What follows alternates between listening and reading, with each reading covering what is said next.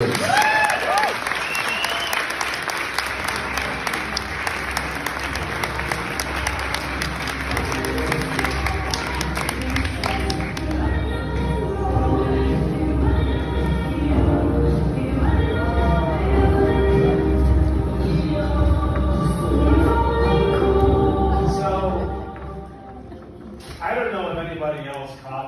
what a bold choice for a guy who almost lost his vision to open up the Valley of the Blind. I mean, Ian serves as the poster child for why I don't let my son use Nerf guns without glasses. That.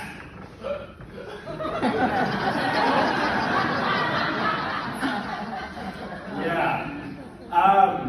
I wanted to come back to something, and this doesn't look right because it wasn't on his deck, it's on my deck now, but this is the graph of membership that I want to just come back to that Justin talked about last night, because this is super duper important what happened here. I want you to see in 2019, Jeannie stops teaching, we get a little bit of a dip in membership, and it's a little flat, and then do you see what happened when Pam started teaching? Yeah. He was talking about, as we talk about cultural authority, and we talk about leadership in this profession, last I knew, because I was a student ACA member when I was at Palmer College in Davenport, and I was in the golden era of the Riekman years, but we were claiming that we represented the profession. But you look at numbers like that, you look at jumps like that, and you look at increases like this, and the people that are in this room, the expertise that's in this room, things like this are what are going to change the world, quite literally. It's because of involvement. It's because you're making the choice to be at places like this when you could have been home. Super important. So I wanted to great job, right? Because nobody else, I respected him, I swear, Justin and I were separated at birth, but we just didn't know it. Because there are so many parallels with our careers and our lives.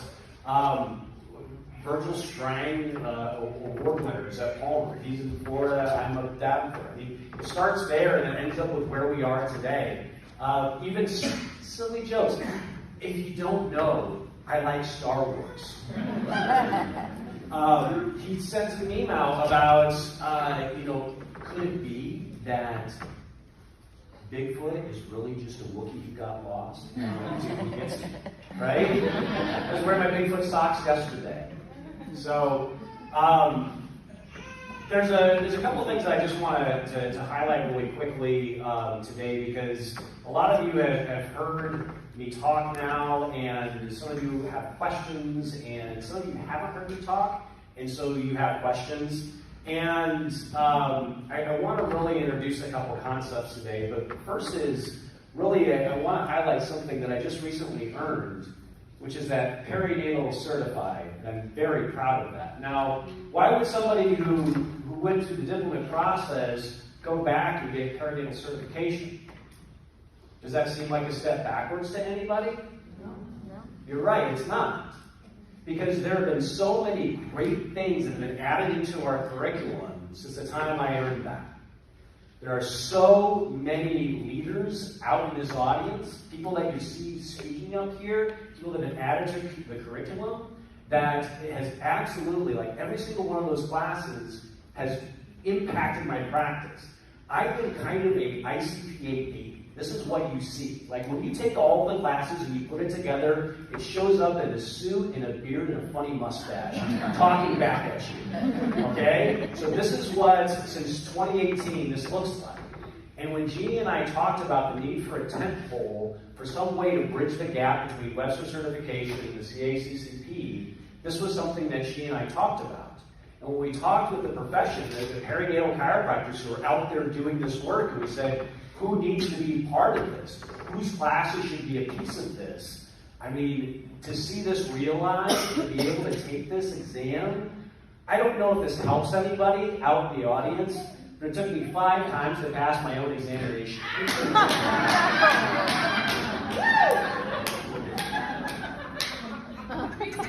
Yeah. Average is 14, so I think I'm doing okay. We've changed things up with the questions, so it should be easier. If you've been intimidated by that exam, go back, try it again. We're going to keep on making it easier. It's fine. So this is the question that I have for you guys about where are you right now? I paid a lot of money during the pandemic to do a couple things. One was I invested in myself in learning how to do a better job of creating kind of workshops. I want to be a better teacher, and so I joined a program that Tony Robbins and Dee Graziosi put together. And I spent thousands of dollars to basically learn one thing, and I'm going to give that to you for free right now. It's the secret to happiness. It's what human beings really look for. It's not gathering things, it's not gathering prestige, it's not gathering power or money or any of that stuff. It's progress. It's progressing in your life. You will get to a place where you think you've made it, and then you're there for a while, and then you go, it's starting to get itchy. I'm a lifelong learner. And these photos up here represent different places where I was here in these rooms. That picture there is the birth story of my son Forrest. We've been sharing birth stories, and Forrest was my impetus for becoming the chiropractor that stands in front of you right now. Because Forrest's birth was a 47-hour labor at home with a transfer that ended up in a C-section. And when the guy who was teaching at the state level about perinatal chiropractic suddenly sees that, hey, I've taken Webster 4 times, and I've taken the spinning babies class once. Why can't I save my own baby from this? You can better believe that lit a fire in my eyes. To figure out why. We were having a conversation last night about this. Like, where does the knowledge responsibility end if we're going to claim this area for ourselves? And so, that picture over there is the last time I took Jeannie. She was in Daytona, and she asked if I'd come because she said, I've got a whole lot of people. It's like 200 people, and I can't check everybody. We've got to do this we're doing this new test, and I need another set of hands that I trust to be able to look at them. Will you come up and help? And I said, sure. And about a month later, she thought, I'm just going to teach for the ICPA. And so that picture down on the bottom there is me teaching my first class. I am so sorry. You poor people from Northwestern Science and stuff. I mean, you guys, Northwestern, those people were so nice, and I was in, I consider Minneapolis to be Burke Mecca. I mean, Carol lives up there, Gail Tully lives up there. Just if you want to have a great birth, this is a good place to be. Ashley's doing it right. And I'm up there teaching probably in the same room that one of my very good friends and mentors teaching in. And I'm sitting there with replicating Jeannie's notes. Does everybody remember that it was just like a Word document? And I'll tell you, instructors, tell me if I'm wrong, taking away PowerPoints from these people is death to your ratings. Never mess with their PowerPoints. Never, ever. Right, Marcia? Don't mess with their PowerPoints. Michael, stay on the PowerPoint. How many times do we see that, right? Yeah, so I didn't do PowerPoints at all. I just did a deeply linked document. I thought that was awesome. No, I'll just put it up. It's on the screen. You can read along. I'll just talk to you. That was dumb. But I learned. I made progress. I listened to feedback that you guys give me about, we need a PowerPoint. And so by the time I got to Omaha, to where my hometown was, where I get to teach in front of all my people, I was taking all of this stuff and trying to fit it into this 12-hour package. Thank God Peter Kevorkian and Jeannie and Justin and Joel came to the Columbus seminar and gave me some structure to it, right? They gave me this idea that we need to talk about subluxation as the overarching umbrella for what we do. And then we need to introduce the neurology concepts that we learned from Dr. Hall. And then we're going to talk about the fascia.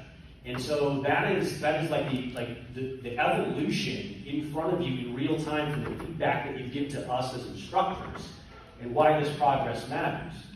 But the reason I'm asking where you are right now is because I was in your seats. I know what it's like 5 years from now. I know what I was like 10 years ago. I know that I was hungry and I was really interested and I would take things over and over again because I just wanted to learn. I wanted to master this stuff. And so you see the very first workshop that I ever got to give here at a summit, man, the name's on there. Marcia Schaefer, Building a Home for Babies. I got to follow the ICPA Chiropractor of the Year, Dr. Julie Hunt. And then behind me comes Rick Sorolla, who unveils his entire pelvic biomechanics map that he has on the website. It's just like, that was where I got set. And as I'm up there on stage talking about these spinning babies techniques and this way of thinking through an analysis system of the pelvis, I see a hand in the back, and she says, "Hi, my name is Dr. Carol Phillips. That's my work." And I go, "Oh, hi." She says, "You're doing a great job, though." And I go, "Good." I taught Gail that stuff. Cool. Santos technique. This is my number one. I have a question, a request here. As we're talking about progress, does anybody else like Star Wars? So here is the interesting thing for me about Star Wars in progress, is that Mark Hamill, who played Luke Skywalker, will always be Luke Skywalker. There will never be another Luke Skywalker. I mean, you can go little guy, right? But you go old, he's going to be Mark Hamill. And that was a pigeonhole for him that he could never get out of. That was just an identity for him, that his entire career he's just always going to be Luke Skywalker. Without somebody like that, the franchise doesn't carry itself through. But unless the franchise gets beyond just his story, then we don't get Baby Yoda. Who doesn't love Baby Yoda? Right? Progress is so important. And so there have been some things that, because I've just been curious, I say I have two superpowers. One is I fail miserably. I screw up all the time. But then I learn about it and I write about it. And what I've been able to do with my career is do a couple really interesting things. One is I think I've got something that can help birth a whole lot. And that's this UT angle.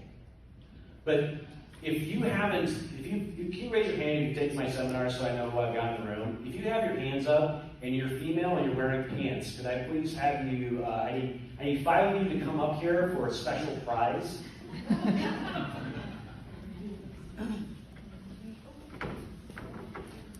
This is the 1, 2, 3, 4, 5, thank you.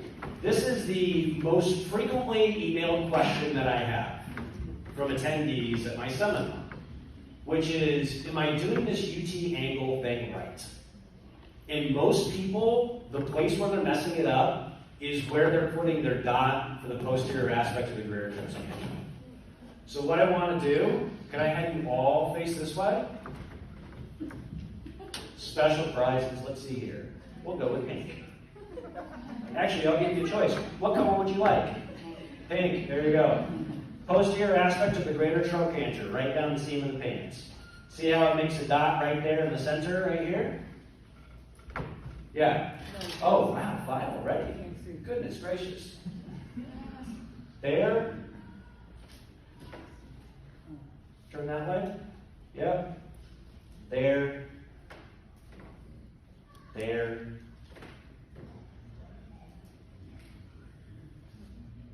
There.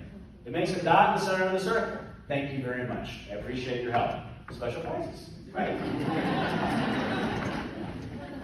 The second is that fascia messes with your indicators. First time I realized this was when I tried doing a psoas arm sign, and I saw that my indicator changed when I did a sideline release. So if you're going to be in the boat of, I don't need to do fascia work because I'm a chiropractor and I only adjust subluxations, then I'm going to have some arguments with you. Because this is something that I just can't reconcile.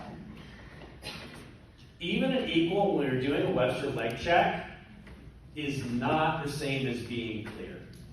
If you're taking QR codes from this, get ready to have your mind blown. Because when you go to this link tree, what you're going to get is a whole lot of the detailed stuff on the visual field things that we talk about in class. I spent the last year listening to feedback and trying to put together more and more resources for the people who take our courses. And so one of the things that I did was I created a playlist. There's over 30 videos in this playlist that help you understand different aspects of perinatal practice in a way that I don't have time to explain it in 12 hours. And it's free for you. It's all organized. I'll have it on a couple more slides. Yeah. Dr. Hall up there was one of the most influential people that switched something in my brain that we have the power to be able to change something here. And it wasn't until recently that I understood that there may be a cortical influence over something that I've been talking about in seminars but not really owning. It's that L5 modification.